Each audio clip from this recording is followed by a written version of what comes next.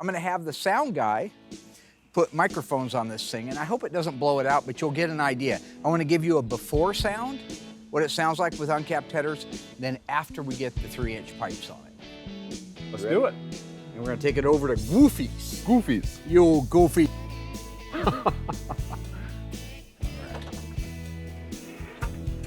Okay. It's kind of exciting. We haven't heard this thing outside. Sure pretty. It's a beautiful car, isn't it? Sure is. Gonna be done soon. I think once it gets the exhaust on it, we've only got like a handful of little things left to do. Great. Okay, let me pump her a couple times. See how she cans off. It's gonna be a little bit loud. Uh-huh. You ready for this, Mary? No.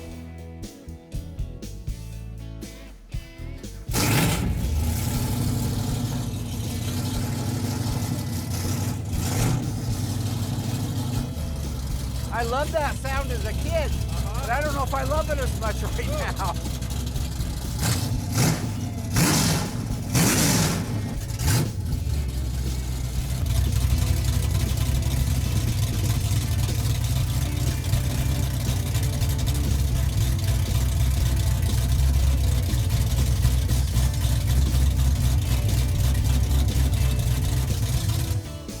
Perfect.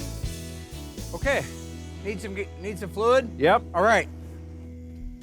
Okay, we'll throw a few quarts of fluid in that bad boy, top it off, raise it up on the rollback, and head over and have some exhaust put on.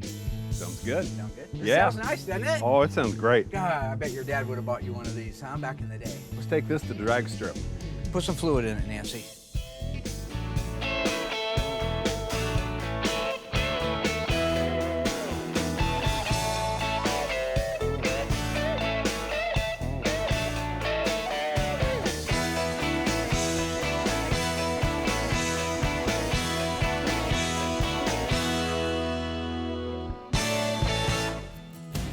You know, to catch everybody up on our 1973 Dodge Challenger Rally, that car, when it came to me, had all of the metal work done to it. And the owner who had it done believed it was a good job. He has no reason not to believe that. But when we got it here, we realized that it was a mess. Most of the panels that had been put on had either been put on in the wrong areas, so they weren't the correct fitment, or they were substandard repairs, meaning that you couldn't trust them to hold up in a collision. You wouldn't want to drive it down the road because they were unsafe. So when we started on that car, we had our hands full with metal. It took quite a while to get all of the panels replaced that they had put in that weren't right, as well as stuff that they had missed or that they had used something else over the top of a rust hole that really needed to be patched. So our job was to make sure that that car was perfectly ready to go over to the mudroom and move its way through the shop.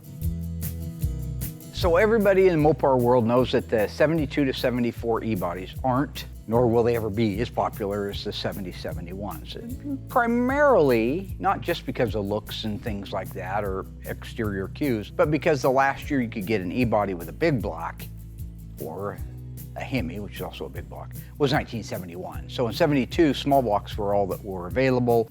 The cars began to really get generalized. So a lot of the seat interior, I think even Cuda and Challenger used the same seats in 73 and 4. That's why the 72 to 4s don't demand the same money. They're just not as desirable. Now this car really did come out very pretty. It's funny, in fairness to Jim, the owner, I gotta give him some credit. He pushed on some things that I didn't want. I said, you're butchering it, man. Just let it be, let it be. He wanted the fillers to be black between the bumpers instead of the original gray.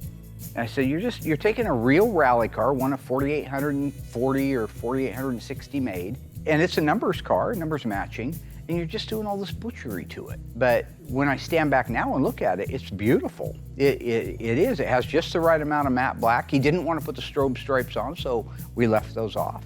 So when you set that car out in the middle of the room and you start walking around it, you realize it does look like it's going 100 miles an hour setting still, which is a great look. The ducktail spoiler, which I absolutely fought him on, I gotta say looks pretty good on the car. Overall, it looks good. When Tony was out, we were talking quite a bit about the 72 to 4s not being as popular, but he agreed even when he was here that this particular car really was coming out beautiful. Now, another thing that the owner wanted to do on this car was add air conditioning, and this really worked out nice. We put one of the classic Auto Air retrofit kits in it. Under the hood of this car, it's pretty much original, except for the air conditioning compressor. Old Fred over at Be Cool always just takes my stupid drawings of what the radiator support looks like and what the opening sizes is and what the bolt patterns are, and he'll build me one in the spirit of an original one. I could paint it black, but it's aluminum. This guy didn't care. He kind of liked the idea of it, but you could have painted it black, easy enough. Other than the numbers not being there, and at a glance, you might think that's an original radiator. So when you're looking at the car, remember, this was not a tribute car, it was a real Challenger rally car that he just chose to modify. So when you look at the rally instrument cluster, that came on that car. That was standard on this particular one. The sport hood, the J54 sport hood, standard on that package. The cool louvers on the fenders, which I always loved. I had a Challenger of my own that one of the first Mopars I did when I hung my shingle in '85 was a '72 Challenger.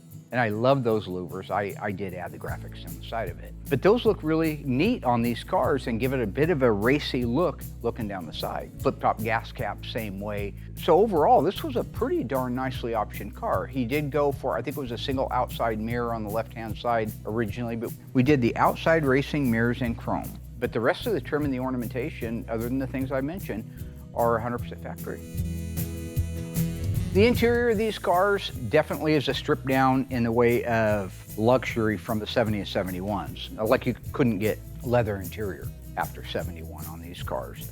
Same seat kits that you'd see in a 73 Challenger, you see in a 73 Cuda. But it looks nice, right? It's a very utilitarian type of interior. It does have the rally instrument cluster, tinted glass because it's an air-conditioned car. We want to make sure all that stuff was right on it. Just because you're adding a few things to a car doesn't mean you get away from the spirit of originality. So when you open the trunk on that car, it's got a correct spare, it's got a correct jack, it's got a brand new filler neck for the fuel, it's got the jacking instructions, the rubber mat, all the provisions inside there that tell you the trunk assembly is correct. And that's the way it looked when you popped the trunk on a dealership floor in 1973.